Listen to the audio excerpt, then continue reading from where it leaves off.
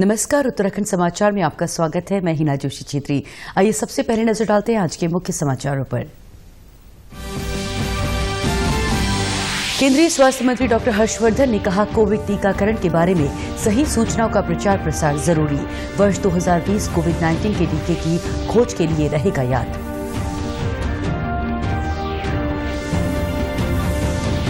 दो दिवसीय दौरे पर अल्मोड़ा पहुंचे मुख्यमंत्री त्रिवेंद्र सिंह रावत। 150 करोड़ रुपए की विकास योजनाओं का किया लोकार्पण और शिलान्यास। कहा, बुनियादी क्षेत्रों का करेंगे विकास।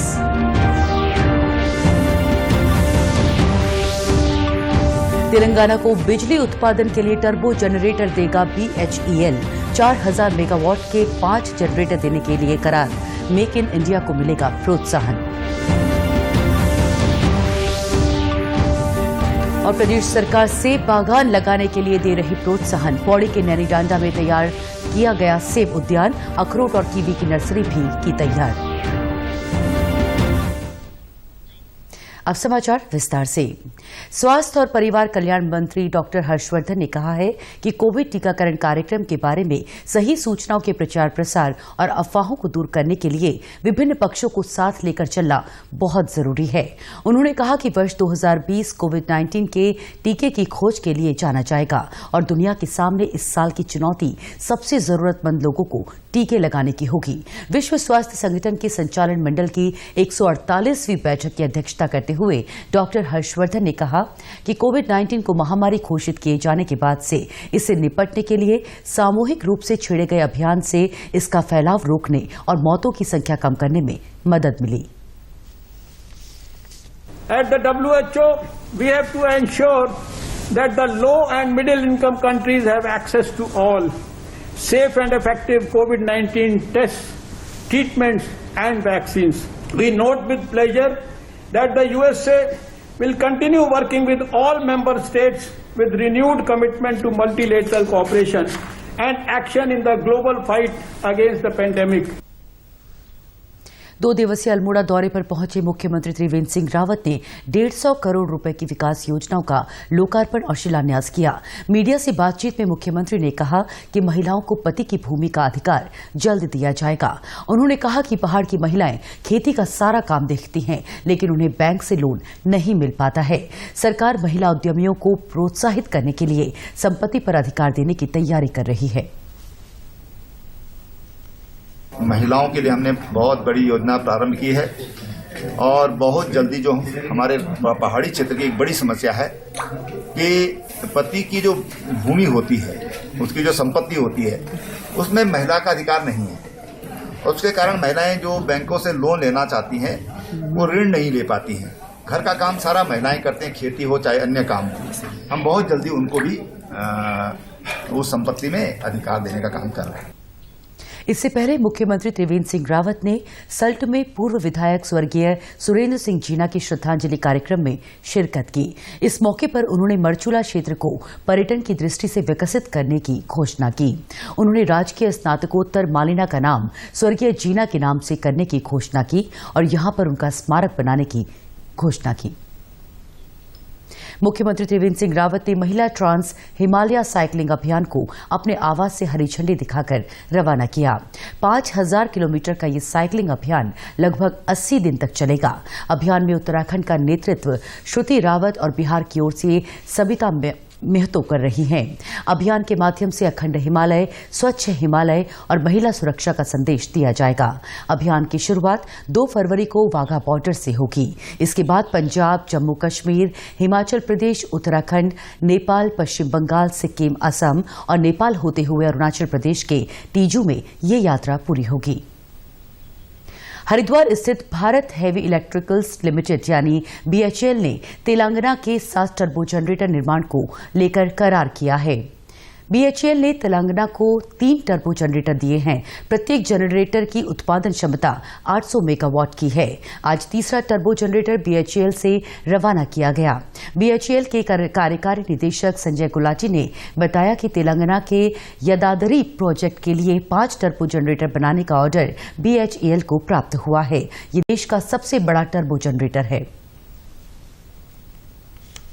हमको ऑर्डर बुक तेलंगाना से मिला है और जितना विश्वास उन्होंने हम पर जताया है शायद ये एक मिसाल है और यही कारण है कि हम इनके लिए बहुत अच्छा परफॉर्म कर पा रहे हैं। मैं तहे दिल से BHL हरिद्वार की तरफ से इन सब का शुक्रिया अदा करता हूं और उम्मीद करता हूं कि बिज़नेस ऐसे ही अच्छा आगे चलेगा और हम एक दूसरे के दोनों के सार्थक और पूरक बनेंगे। इसको साइट पर पहुंचने में लगभग 10 महीने लगेंगे। पहले यहाँ से पोर्ट जाएगा, पोर्ट से बार्ज पे जाएगा, बार्ज से फिर ट्रक पे शिफ्ट होगा। इस तरीके से लंबी जर्नी है। तेलंगाना यदादरी प्रोजेक्ट डायरेक्टर M सच्चिदानंदम का कहना है कि तेलंगाना में बिजली के संकट को दूर करने के लिए वहां पर मेगा विद्युत उत्पादन प्लांट के लिए ये करार हुआ है। उन्होंने कहा कि इस करार से प्रधानमंत्री के मेक इन इंडिया के मिशन को आगे बढ़ाने में सहयोग मिलेगा। Telangana State Generation Corporation, established in 2014, 5 units of each 800 megawatt has been placed order on BHL. This is the third generator. Already the 2 generators were flagged off and reached. One of them has already reached at the site. The second one is on the way. The third one now it is flagged off. This is of nearly 460 tons of weight. It takes nearly 10 months to reach the site. Police महानिदेशक अशोक कुमार ने Uttarakhand police में पदोन्नति के लिए तैयारी कर रहे जवानों को संदेश दिया कि पदोन्नति का एकमात्र आधार योग्यता होगा। उन्होंने जवानों को कहा कि वो परीक्षा में सफलता के लिए प्रयास करें। गौरतलब है कि पुलिस मुख्यालय उत्तराखंड द्वारा नागरिक पुलिस, सशस्त्र पुलिस, PAC और IRB संवर्ग के कर्मियों की रैंकर्स उप निरीक्षक और प्रांतीय योग्यता पदोन्नति परीक्षा के कुल 996 पदों के लिए विज्ञप्ति जारी की है। इन पदों के लिए लिखित परीक्षा की संभावित तिथि आगामी 21 फरवरी है। परीक्षा पूर्णतया पारदर्शी ढंग से कराई जाएगी, निष्पक्ष ढंग से कराई जाएगी। आप किसी तरह के गेटिंग सेटिंग के अफवाहों के जाल में न आए। अपनी मेहनत पे भरोसा रखें, खुद पे भरोसा रखें। जो इस तरह के पेपर लीक कराने की सेटिंग करने के प्रयास करते हैं या और किसी भी तरह के प्रयास करते हैं परीक्षा को अफेक्ट करने के, तो ऐसे लोगों पर कठोर कार्रवाई की जाएगी। वो पदोन्नति की बजाय अपना मूल पद भी खो बैठेंगे। पौड़ी जिले की नैनीडांडा ब्लॉक के पटेलिया में सेब उत्पादन को बढ़ावा देने के लिए राजकीय उद्यान लगाया गया है। ये उद्यान क्लोनल रूट स्टॉक विधि पर आधारित है। किसानों को सेब बागान लगाने और उत्पादन से संबंधित विभिन्न जानकारियों के लिए यहां प्रशिक्षण शिविर लगाए जा रहे हैं। बड़ी संख्या में जनपद के किसान यहां प्रशिक्षण लेने पहुंच रहे हैं। कोटद्वार के उद्यान विशेषज्ञ प्रभाकर सिंह के अनुसार इस उद्यान में सेब की 9 किस्मों के 2100 से ज्यादा पेड़ लगाए गए हैं, जबकि 2 हेक्टेयर से ज्यादा क्षेत्रफल में रूट स्टॉक विधि से सेब, अखरोट और कीवी की लगभग 15,000 पौध की नर्सरी तैयार की जा रही है। और आप यहाँ देख रहे हैं, यहाँ 4 हेक्टेयर के क्षेत्र में फैला हुआ फार्म है और जो एक काम अभी दिख रहा है 9 वैरायटी है इस पर की, जिनके और 2100 पौधे मतलब प्लांट के रूप में लगाए गए हैं जो दिख रहे हैं, तथा नीचे सेब के ही 9,554 रूट स्टॉक भी हैं, जिसपे अभी फरवरी के माह में इसमें ग्राफ्ट बांधे जाएंगे। इस राजकीय उद्यान से लगभग 150 लोगों को रोजगार भी मिलेगा। उद्यान में निकटवर्ती गांव की काम करने वाली पिंकी देवी कहती हैं कि वो इस उद्यान में पिछले 1.5 साल से काम कर रही हैं।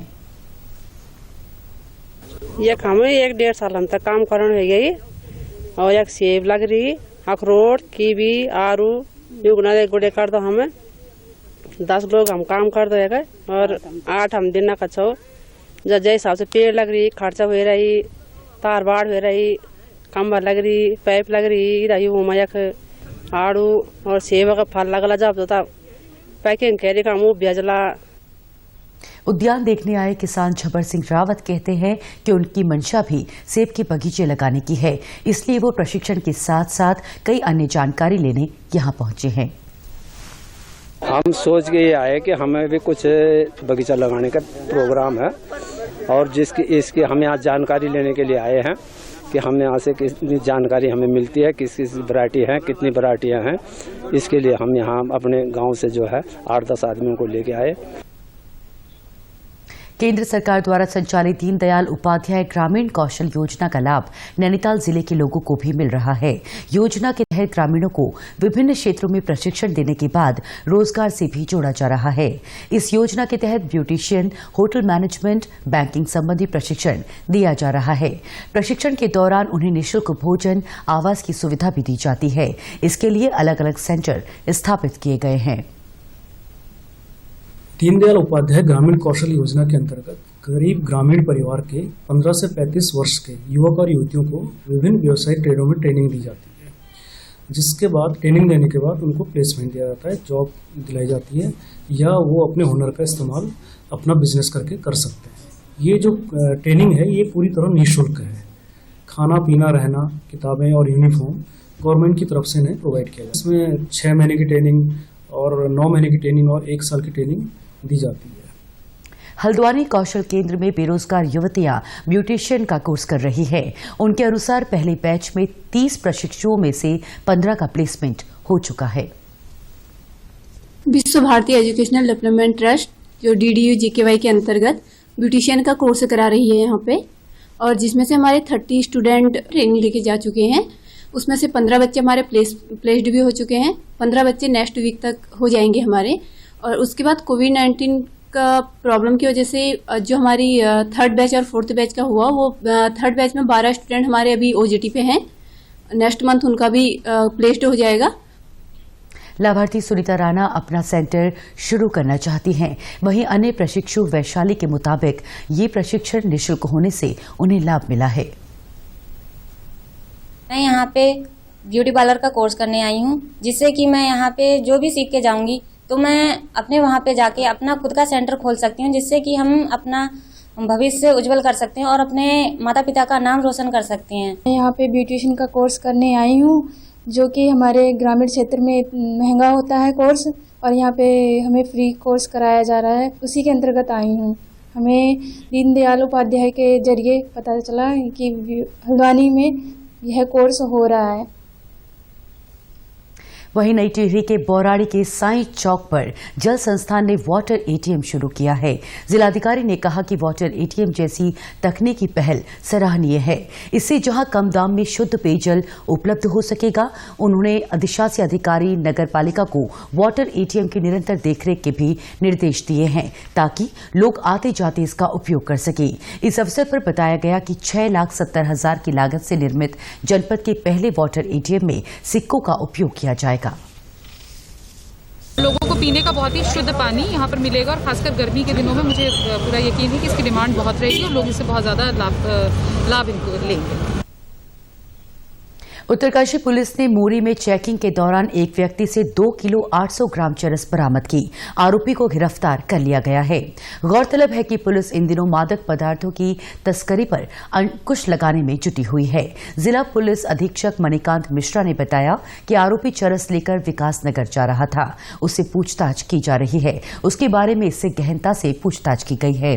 उन्होंने कहा कि हमारा प्रयास नशे के इन कारोबारियों की संपूर्ण कड़ी को तोड़ना है। कल चेकिंग के दौरान एक व्यक्ति संजय कुमार को रोका गया। पूछताछ और तलाशी से उसके यहाँ से लगभग 3 किलोग्राम चरस बरामद हुआ।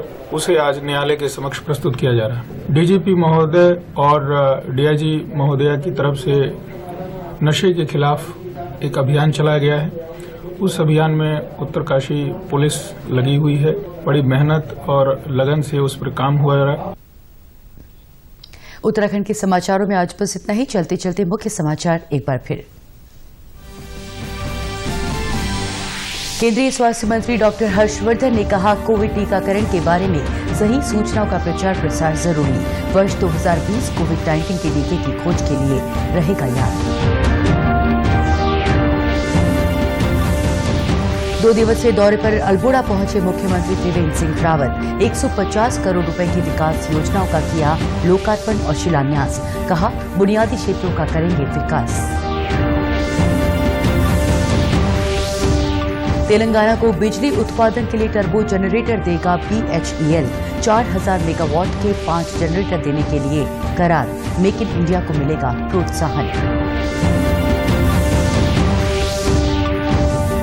और प्रदेश सरकार सेब बागान लगाने के लिए दे रही प्रोत्साहन। पौड़ी के नैनीडांडा में तैयार किया गया सेब उद्यान। अखरोट और कीवी की नर्सरी भी की तैयार। उत्तराखंड की खबरों के लिए आप हमसे सोशल मीडिया के माध्यम से भी जुड़ सकते हैं। हमारा ट्विटर हैंडल है DDNews_देहरादून। हमारा फेसबुक पेज है DD News उत्तराखंड और हमारे YouTube channel DD News Uttarakhand को भी आप सब्सक्राइब कर सकते हैं।